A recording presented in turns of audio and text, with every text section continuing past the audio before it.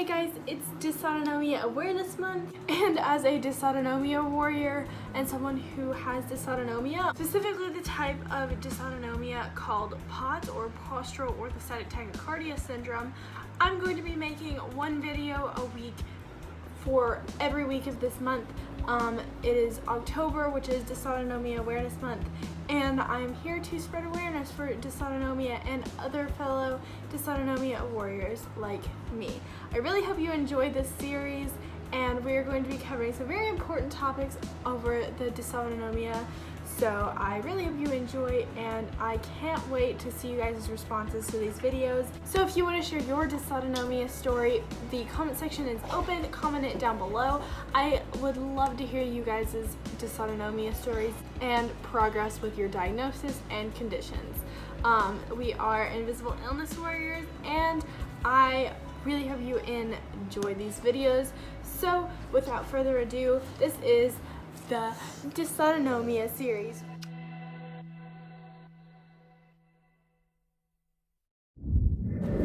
Hey guys, it's Lillian and welcome back to Service Canine Rosie. I'm Lillian and I'm service dog handler. This is my service dog. Her name is Rosie. She's just a recent graduate and will not stop drinking water every time I want to film. So as you guys saw in the intro to this video and the videos of this series, it is October, which is Dysautonomia. It is October, which is Dysautonomia Awareness Month, and I'm here to bring awareness and spread some fun little facts, tips, and kind of explain what my type of dysautonomia is. So today's video is all about my dysautonomia. I have a specific type of dysautonomia called POTS or postural orthostatic tachycardia syndrome. What is dysautonomia?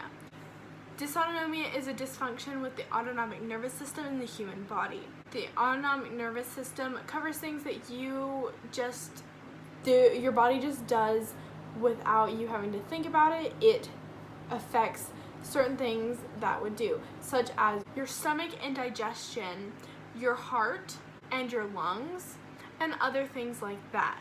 My type of dysautonomia, as I said, is called POTS or postural orthostatic tachycardia syndrome.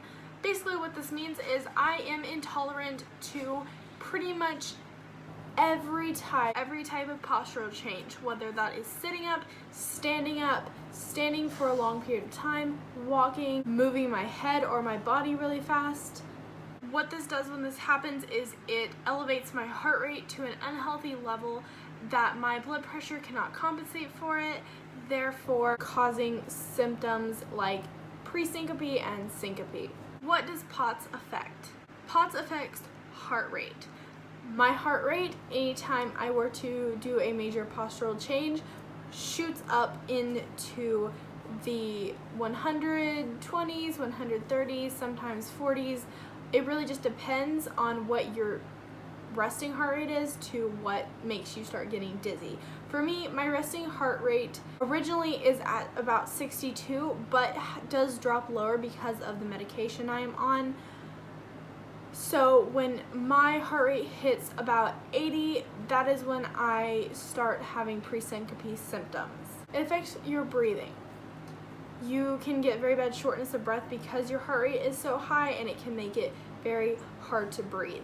It also, as I said, affects your blood pressure because your blood pressure can't always compensate. Sometimes your blood pressure spikes, sometimes your blood pressure drops. It really just depends on the specific person, but blood pressure does have something to do with it. As I said, it affects POTS patients most when postural changes are being made and walking and standing, things like that. And there are many more, but that is just what I'm going to go over in this video. So what are the main symptoms for POTS? So the first main symptom is going to be your heart rate skyrocketing every time you do a postural change, or almost every time you do a postural change. So this would be standing up. Now, if your heart rate just elevates a little bit, you probably don't have POTS.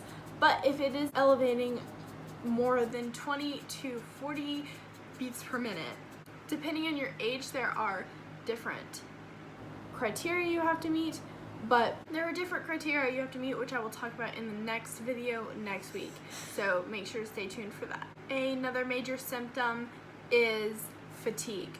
I have very bad fatigue that affects my ability to focus and concentrate, and ability to basically function in everyday life. So if I were to push myself or had a bad POTS episode, it would give me such bad fatigue that I would have to just lay in bed and sleep for a while.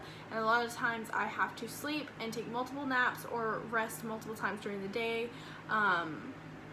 because of the fatigue that my POTS causes. One of the next symptoms is brain fog. Now, you might just have bad memory. My POTS affects brain fog extremely heavily. I can be talking and blink and I've forgotten everything that I've just said. I will stare blankly, and I cannot remember anything. Somebody can show me something, we can walk 2 feet away from it, and they will continue to talk about it, and I will have to ask what happened or what it was, because I don't remember. And there's much more that goes into this, but the brain fog is very bad. It affects my memory very, very badly, and it can affect a lot of things, as you can imagine, in life, including schoolwork. I have bad fatigue and bad brain fog a lot in school, and a lot of times in math class when I'm having that, I can't remember anything, which is why I am failing my math class.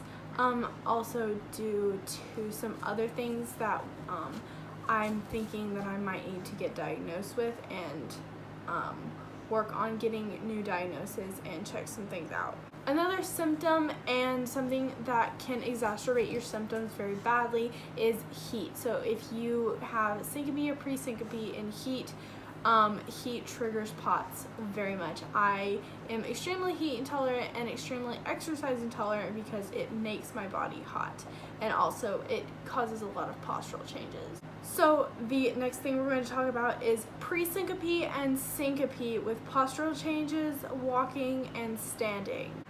So for those of you who don't know all these nerdy medical terms that I know, pre-syncope is basically coming very close to fainting, but not.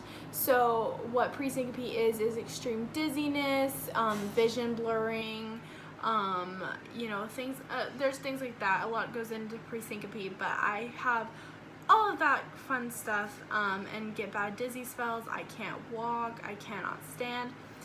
And then we have syncope, which is fainting. I black out and I faint.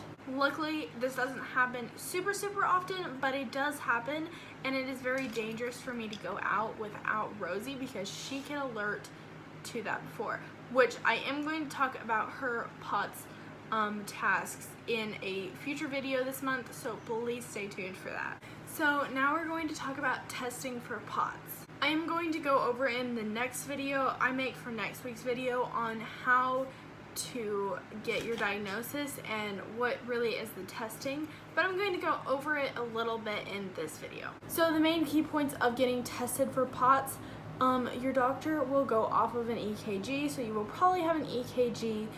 You'll probably get your heart checked quite a bit while doing postural changes. So now, because of newer research, most doctors, which would be a cardiologist because it affects your heart, most cardiologists and doctors do not do the typical testing that was done most of the time for previous POTS patients, which is a tilt table test.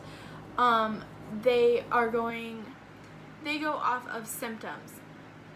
Because the tilt table test had so many false negatives and false positives, it just wasn't adding up correctly to all of them, and it was giving the wrong diagnosis, which wrong diagnosis, wrong medication can cause a lot of serious issues, especially for the medications that are used for POTS. So now cardiologists and doctors go off of your symptoms. They will take your symptoms along with EKG, heart rate testing, lots of different things like that, blood pressure, all of that fun stuff, and that is how you're going to get your diagnosis. There are clinics that still do tilt table tests, and you can always ask if maybe you could get one, but the closest tilt table test we had to my area was about 2.5 hours away, and that one was actually removed previously to my appointment. So doctors are typically going to go off of your symptoms now because of the newer technologies and finding that